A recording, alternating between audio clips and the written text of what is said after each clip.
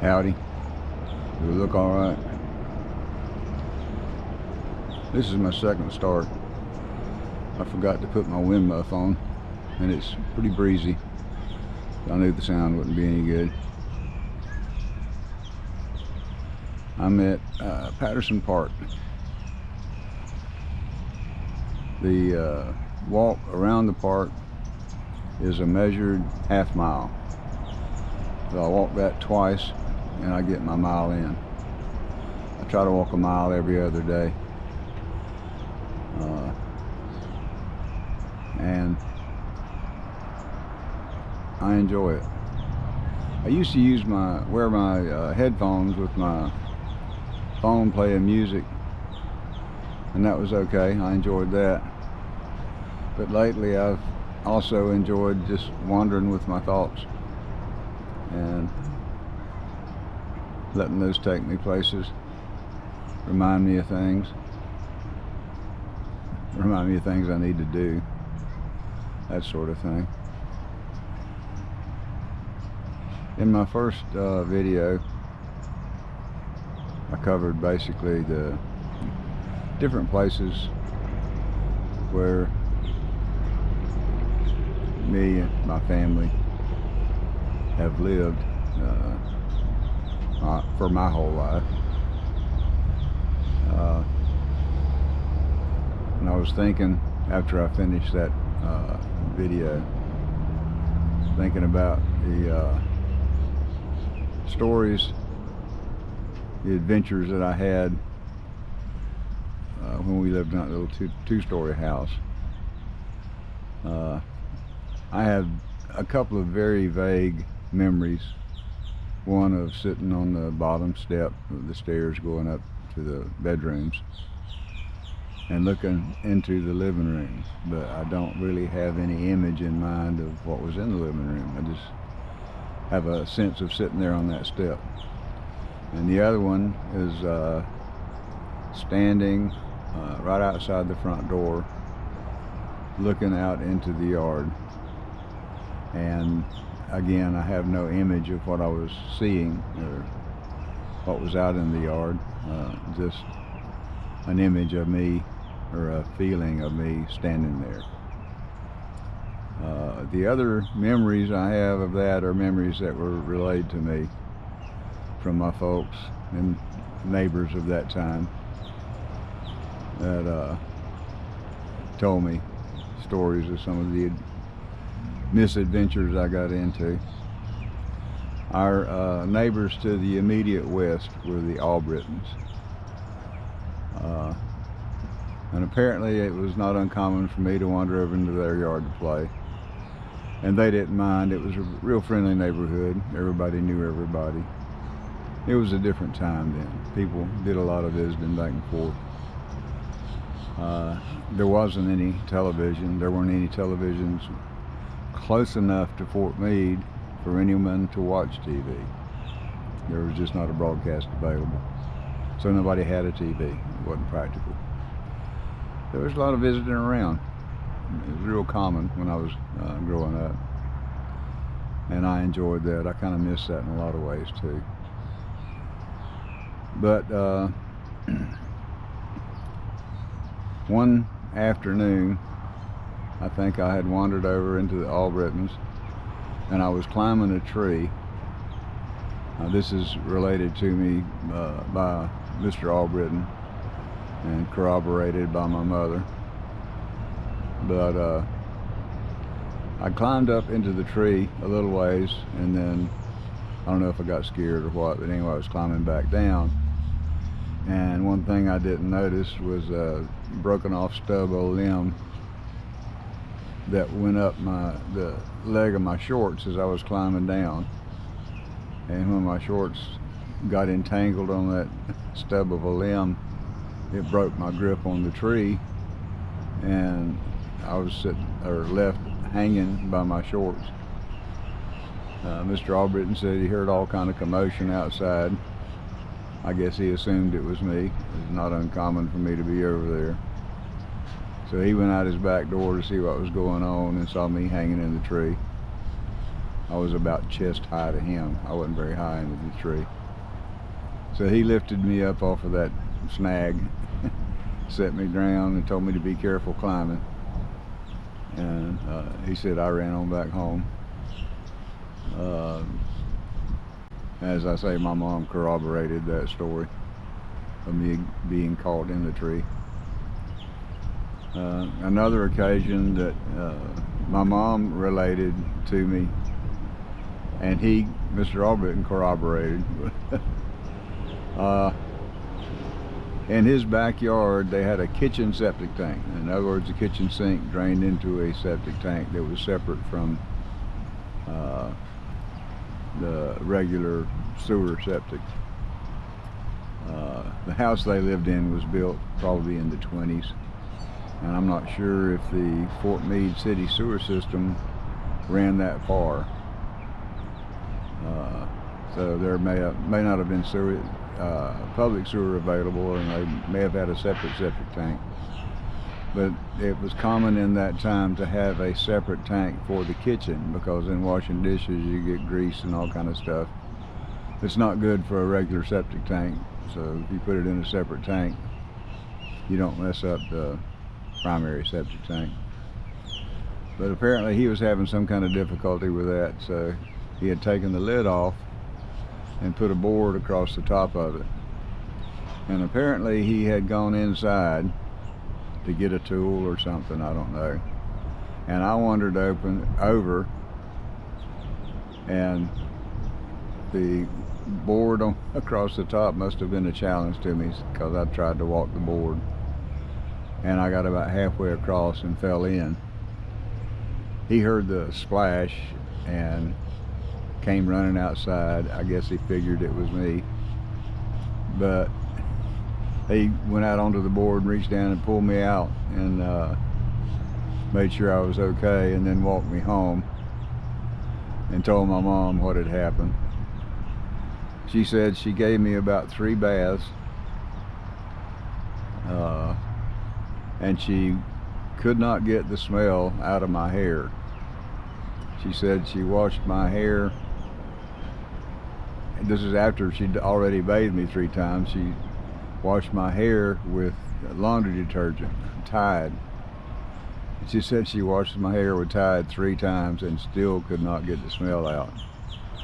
She said I just had to wear that off for a while. So it was a struggle to come near me, or for me to come near them for a couple of days, because I just stunk to high heaven whenever I got close. I don't really have any memory of that, or of getting hung up in the tree, but I have no doubt that's a real adventure or misadventure, because I got 2 eyewitnesses to it. Another adventure, I don't know if this precedes or in the middle of or whatever, but when we lived there, my dad was in military. He'd been drafted. World War II hadn't ended yet.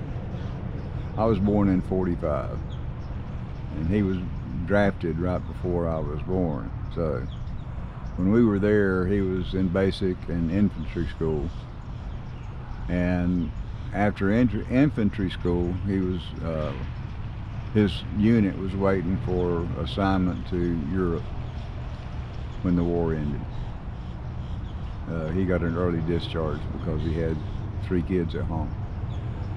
My brother's under the impression that my dad volunteered, but I used to go with him to the American Legion home on Wednesday nights to watch the Wednesday night fights. This was when I was in the neighborhood of 10, 9 to 12, somewhere along in there.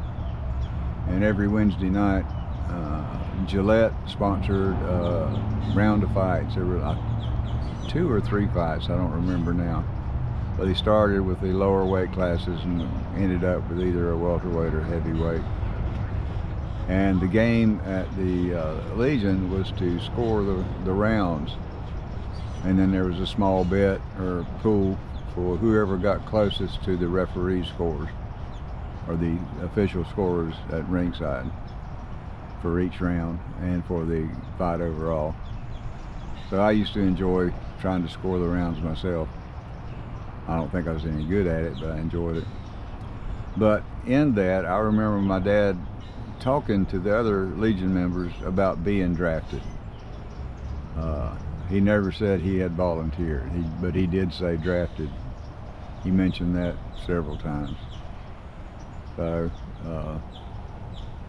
like I say, he was not a volunteer, he was drafted. And if you knew my dad and his relationship to my mom, he would not have volunteered and left her. This wouldn't have happened. But that's another story. Anyway, my mom drove a Model A at that time, and the neighbors immediately in front of us were the Dotson family. Cecil Dotson, Carrie Dotson, and their 3 daughters, Joyce, Betty, and Peggy. And the girls were teenagers or preteens. I think Joyce had just started high school. She was the oldest. And the others were like stair steps younger, maybe a year and a half or 2 years apart. I can't really recall. But anyway, they were real handy babysitters when my mom needed to go somewhere and couldn't take us with her. Couldn't take me with her. Sometimes she would take me and leave my brother and sister for the girls to watch. But they were also playmates. They weren't so old that they couldn't enjoy playing with little kids. But on the north side of Lime Street, which is the street that the Dotson house fronted, and our little 2-story house was accessed via a driveway beside the Dotson house that went to the lot back behind them. But on the north side of Lime Street was a huge oak tree. Had a great big canopy that went way out over the road. And on the south side of Lime Street was a bag swing. It was a stout rope tied high up on a limb with a burlap sack stuffed with moss tied to the bottom end of the rope. And the girls had discovered or managed to fix a way to climb up the tree, and they would one would be on the ground and one would be up in the tree, and they'd swing that bag swing up until the one in the tree could catch it. Then they would jump off onto it and have a huge swing. So this one particular day, my mom was returning from an errand, and just as she turned onto Lime Street, Joyce was on the swing in one of those big arcs, swinging toward the tree, and either Peggy or Betty was in the tree, and when Joyce got close to the tree, they tossed me to Joyce so I could swing too.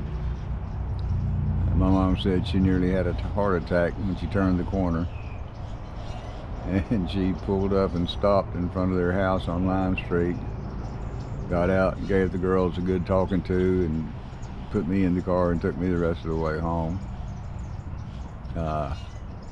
I don't think that was the last time I got a swing on the swing. I think they did it again anyway. From what Peggy had told me years later, that was a fairly regular thing on that bag swing.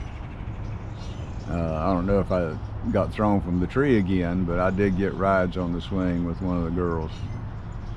That was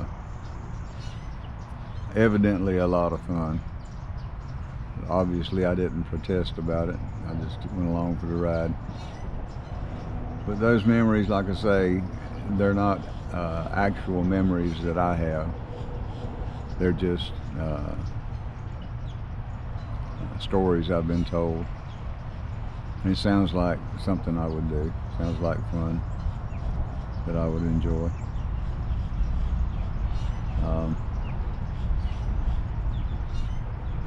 I don't really I'm sure there were others that were told to me, and they may come back to me later about things that happened when we were there. If they do, I can include them in later videos.